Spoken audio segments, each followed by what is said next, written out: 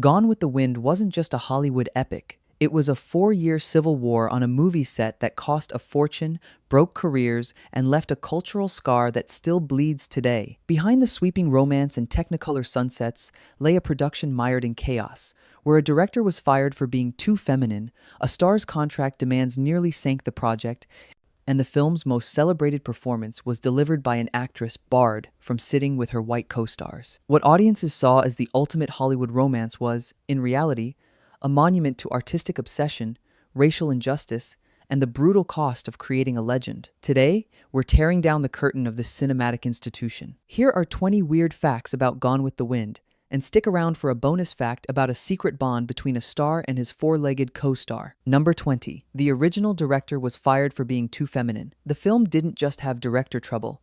It began with a creative assassination. George Cukor, the celebrated women's director, was fired from the project just weeks into filming. The official reason was creative differences, but the reality was a toxic cocktail of Hollywood politics and star power. Clark Gable, uncomfortable with Kukor's rumored homosexuality and his meticulous, slower-paced direction, refused to continue working with him and demanded he be replaced. Producer David O. Selznick, terrified of losing his biggest star, caved. Cukor wasn't just let go, he was humiliated, unceremoniously replaced by Victor Fleming. What made this so shocking was that Cukor had spent 2 years preparing the film, developing the script, and coaching Vivien Leigh and Olivia de Havilland. The firing wasn't just a personnel change, it was a brutal act of power that set a chaotic tone for the entire production. Number 19. Hattie McDaniel's historic win was tainted by segregation. Hattie McDaniel didn't just make history, she did it from a segregated table. In 1940, she became the first African American to win an Academy Award, a monumental achievement for Best Supporting Actress. But the ceremony at the Ambassador Hotel's Coconut Grove nightclub was a stark reminder of the era's racism. McDaniel was forced to sit at a small table in the back, segregated from her Gone with the Wind co-stars who were seated at the front. What made this night so profoundly bittersweet was that she had to be granted special permission just to attend the awards,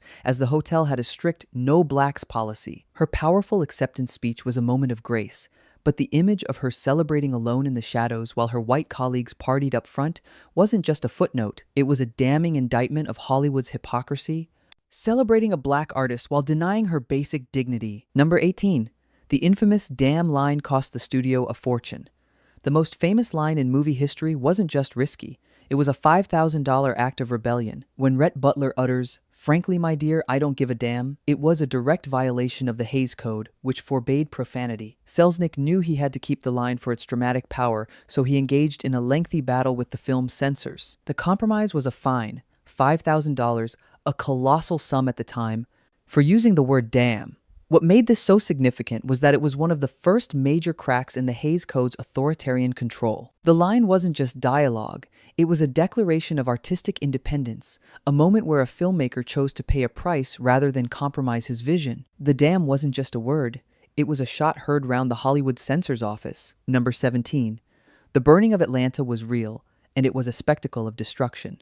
The film's most spectacular scene wasn't just movie magic, it was a real, controlled inferno. To film the burning of Atlanta, the production didn't just use miniatures, they set fire to the entire backlot of the Selznick studio. They burned dozens of old sets, including the massive gates from the original King Kong, 1933, creating a fire so massive that it could be seen for miles across Los Angeles. The Atlanta fire wasn't just a special effect, it was a pyrotechnic spectacle of unprecedented scale. A desperate but brilliant move to save time and money while creating an unforgettable image. What makes this even more legendary is that the fire was filmed on the very night Vivien Leigh was doing her final screen test, with the raging blaze providing an apocalyptic backdrop for her transformation into Scarlett O'Hara. Number 16. Vivien Leigh won the role through a masterful campaign of deception. The search for Scarlett O'Hara wasn't just a casting call, it was a national obsession. And Vivien Leigh played it like a master strategist. The unknown British actress was told by Selznick that she wasn't being considered, but she refused to accept it. Her agent, Myron Selznick, the producer's brother, secretly arranged for her to be in Los Angeles on the night of the Atlanta fire burning. As the flames raged on the backlot, he walked her onto the set and presented her to his brother, saying, "Here's your Scarlett O'Hara." Under the firelight, her beauty and ferocity were undeniable. Leigh wasn't just discovered, she was engineered into the part, a testament to her own ambition and her agent's cunning. The role wasn't just given to her, it was seized in a moment of pure, fiery theatricality. Number 15. The script was a mess, rewritten by dozens of hands. The film's Oscar-winning script wasn't the work of one genius. It was a Frankenstein's monster of a screenplay. While Sidney Howard is the officially credited writer and posthumous Oscar winner, his script was constantly and massively rewritten by David O. Selznick himself. At various points, legendary writers like Ben Hecht, John Van Druten, Joe Swirling, and even the uncredited F. Scott Fitzgerald contributed scenes and dialogue. Director Victor Fleming and the actors also improvised heavily. What made this so chaotic was that Selznick was writing pages of the script overnight to be filmed the very next day. The script wasn't a blueprint, it was a living, breathing document in constant flux, a testament to Selznick's manic, all-consuming creative control. Number 14. Clark Gable refused to cry on screen. The film's most emotional moment almost didn't happen. Clark Gable, the epitome of masculine toughness, had a clause in his contract that he would not cry on screen. When it came time to film the scene where a grieving Rhett Butler weeps after his daughter Bonnie's death, Gable initially refused. He found the emotion unmanly and feared it would damage his image. It took a lengthy, intense argument with director Victor Fleming to convince him that the scene was essential. What makes this so powerful is that the tears you see on screen are the result of a major star being forced outside his comfort zone, a moment of raw vulnerability that Gable delivered with palpable anguish. The performance wasn't just acting. It was a hard-won battle between an actor's ego and a character's soul. Number 13. The film's portrayal of slavery was a whitewashed fantasy. The film's romantic vision of the Old South wasn't just a historical interpretation, it was a deliberate and damaging piece of propaganda. Gone with the Wind presents slavery as a benign, almost paternalistic institution, with happy, loyal slaves who are well treated and even miss their masters after emancipation. This was a complete and utter fiction, designed to cater to the lost cause mythology that was popular in the South. The film completely ignores the brutality, exploitation, and inhumanity of slavery. What makes this so problematic today is that for generations of viewers, this sanitized version became the dominant cultural image of the antebellum South. The film wasn't just telling a story, it was rewriting history, creating a beautiful lie that glossed over one of America's greatest sins. Number 12. The butterfly dress weighed a crushing 13 pounds. Scarlett O'Hara's iconic barbecue dress wasn't just a beautiful costume, it was an instrument of torture. Designed by Walter Plunkett, the dress, famously known as the butterfly dress, was made of heavy taffeta and silk and included a massive hat and an elaborate boned corset.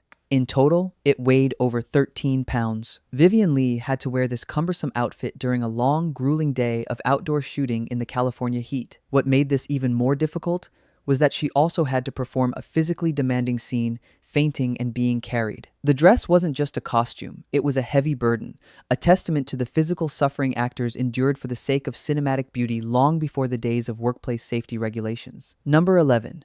The premiere in Atlanta barred the black cast from attending. The film's triumphant premiere in Atlanta wasn't just a celebration, it was an act of blatant racial segregation. In December 1939, the city of Atlanta threw a massive 3-day gala for the film that included a parade, a ball, and the governor declaring a state holiday. But none of the film's black actors, including Hattie McDaniel and Butterfly McQueen, were allowed to attend the premiere or any of the festivities due to Georgia's strict Jim Crow laws. Selznick was forced to leave them behind in Hollywood. What makes this so deeply ironic is that a film celebrating the Confederate South was holding a premiere that enforced the very racial hierarchy the Civil War was fought over. The celebration wasn't just a party, it was a public display of institutional racism, a stain on the film's legacy that can never be erased. Number 10. Vivien Leigh broke her ankle, halting production for months. The production wasn't just emotionally draining, it was physically dangerous. During the scene where Scarlett flees the burning of Atlanta, she trips and falls dramatically down a long flight of marble stairs. In one take, Vivien Leigh misjudged the fall and broke her ankle. The injury was severe enough to halt production for 2 months while she recovered. What makes this even more challenging for the production is that they couldn't wait. They had to film scenes around her, often using body doubles or only shooting her from the waist up, hiding her cast. The fall wasn't just a stunt, it was a real accident that had major financial and scheduling consequences, a painful reminder of the risks taken in an era before stunt performers were as specialized as they are today. Number 9. Leslie Howard despised his character and the film. The dashing Ashley Wilkes wasn't just a character, It was a prison for the actor who played him. Leslie Howard, a distinguished stage and film actor, profoundly disliked the role of Ashley, finding him to be a weak, indecisive poltroon. He was famously bored during the production and felt the character was a bland romantic ideal with no real depth. He only took the role to get out of a contractual obligation for a stage play he wanted to avoid. What makes his performance so fascinating is that he channeled his disdain into the role, creating a sense of listlessness and detachment that perfectly captured Ashley's inability to function in the new, violent world. Howard wasn't just acting, he was projecting his own contempt, inadvertently creating one of the film's most psychologically complex performances. Number 8. The film's final cut was over 4 hours long. The film we know today isn't just long, it's a heavily edited version of an even longer behemoth. The first rough cut of Gone with the Wind screened for executives was over 4.5 hours long. David O. Selznick, in collaboration with editors, then went through the agonizing process of cutting it down. They trimmed entire subplots, including a significant storyline involving the Tarleton twins, to get the runtime down to a manageable 221 minutes. Even then, the film included an overture, an intermission, and exit music, making it a true cinematic marathon. The final cut wasn't just a product of editing, it was a battle against bloat, a desperate attempt to shape a sprawling, uncontrollable epic into a releasable feature. Number 7. The score was the longest ever composed for a film. Max Steiner's iconic score wasn't just music, it was a symphonic novel. The composer wrote an unprecedented 2.5 hours of music for the film, the longest score ever composed at the time. The music is almost constant, a lush, romantic, and dramatic tapestry that guides the audience's emotions through every scene. Steiner ingeniously wove in period songs like Dixie, Maryland, My Maryland, and Marching Through Georgia to ground the film in its historical era. What makes the score so monumental is its sheer scale and ambition. It wasn't just background music, it was the film's heartbeat, a character in its own right that defined the emotional landscape of the entire picture. Number 6. The film was the most expensive ever made at the time. Gone with the Wind wasn't just a big production. It was a financial gamble of unprecedented proportions. The final budget ballooned to a staggering $3,850,000, the equivalent of over $75 million today, making it the most expensive film ever made up to that point. The money was spent on everything from the massive sets and thousands of costumes to the long shooting schedule and the use of the revolutionary Technicolor process. What made this budget so terrifying for the studio was that there was no guarantee it would pay off. The film's success was not a foregone conclusion. The production wasn't just a movie, it was a high-stakes bet that could have bankrupted the studio if it had failed, a testament to Selznick's unwavering, almost insane belief in his vision. Number 5. The Technicolor process was a revolutionary nightmare. The film's breathtaking color wasn't just a choice, it was a technical and logistical nightmare. Gone with the Wind was one of the first films to use the 3-strip Technicolor process on such an epic scale. The process required enormous, noisy cameras, blindingly bright lighting, and a team of Technicolor supervisors who had to approve every color choice, from the costumes to the makeup. The famous Technicolor red of the dress in the bazaar scene was a specific, difficult-to-achieve hue. What made this so challenging was that the technology was still new and temperamental. The film's vibrant beauty wasn't just captured, it was wrestled into existence through a grueling, painstaking process that pushed the boundaries of what was technically possible. Number 4. The child actors who played Bonnie Blue Butler were replaced. Bonnie Blue Butler, Rhett and Scarlett's beloved daughter, wasn't played by one child, but by 2 sets of twins. The role required a baby for early scenes and a slightly older child for the later, more demanding scenes, including the tragic pony riding accident. The first set of twins, Bobby and Juanita Quigley, played the infant Bonnie. For the older scenes, another set of twins, Jane and Ann Blythe, were cast. What makes this a classic Hollywood solution is the use of twins to comply with child labor laws, which strictly limited the number of hours a child could work on set. The character wasn't just a role, it was a logistical puzzle solved by the industry's time-honored tradition of using multiples to keep the cameras rolling. Number 3. The original opening prologue was cut from most versions. The film didn't always begin as we know it today. The original release featured a spoken prologue that read, "There was a land of cavaliers and cotton fields called the Old South. Here in this pretty world, gallantry took its last bow. Here was the last ever to be seen of knights and their ladies fair, of master and of slave. Look for it only in books, for it is no more than a dream remembered, a civilization gone with the wind. This romanticized, wistful introduction was eventually cut from most theatrical re-releases and television versions to get the story started more quickly. What makes this so significant is that it explicitly framed the film as a dream, a nostalgic memory of a lost world. Cutting it changed the film's tone, making it feel more like a direct narrative and less like a wistful recollection. Number 2. The film had no official premiere for its black stars. While Hattie McDaniel made history at the Oscars, the film's black cast was largely excluded from the major Hollywood celebrations. The official Los Angeles premiere at the Carthay Circle Theater was a gala, a list event, but there was no official place for McDaniel and the other black actors. They attended, but they were not seated with their white co-stars and were largely treated as secondary guests. This snub, separate from the Atlanta segregation, highlights the deep-seated racism within the Hollywood community itself. It was one thing for the film to depict a segregated South.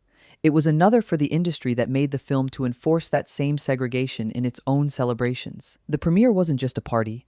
It was a reflection of the social hierarchy of 1930s America. Number 1. David O. Selznick meddled in every aspect of production. The film's producer wasn't just a manager, he was a micromanager of legendary, almost insane proportions. David O. Selznick meddled proportions. Selznick didn't just produce Gone with the Wind, he obsessed over it, writing thousands of pages of memos to everyone from the set decorators to the actors. He rewrote scripts, dictated camera angles, and even chose the shade of green for the velvet curtain at Tara.